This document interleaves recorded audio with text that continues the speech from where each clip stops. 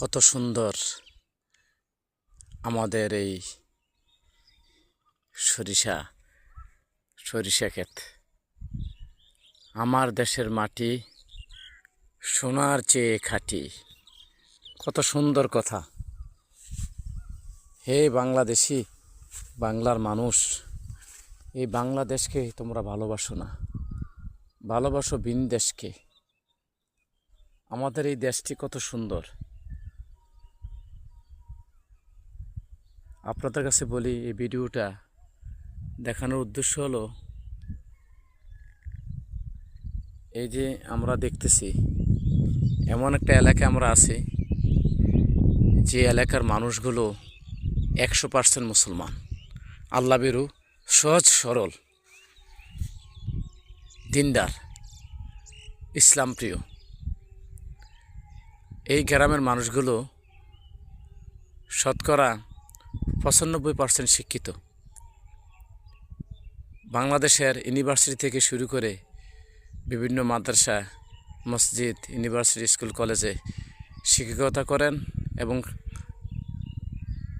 লেখাপড়া করছেন।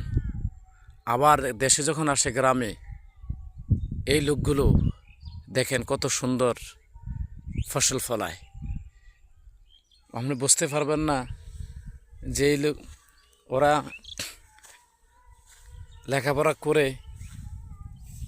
এর ফাঁকে যে একজন আদর্শ কৃষক জমিনে ফসলও ফলায়।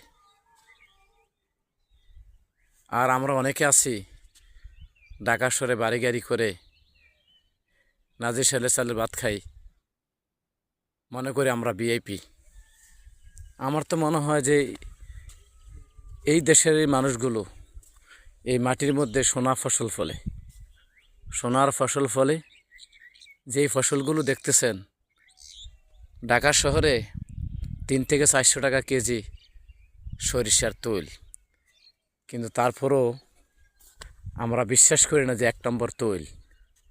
আর এখানে যেটা দেখতেছেন 100% ভেজালমুক্ত সরিষার তৈল তৈরি করা হয়, অথচ আমরা সেই কৃষকদের প্রতি খেয়াল রাখি না, সেই কৃষকদের খবর নিই না। ঢাকাতে ভিআইপি থাকে, অথচ গ্রামের কোনো মানুষ গেলে আমরা তাদেরকে খ্যাত বলি, খ্যাত।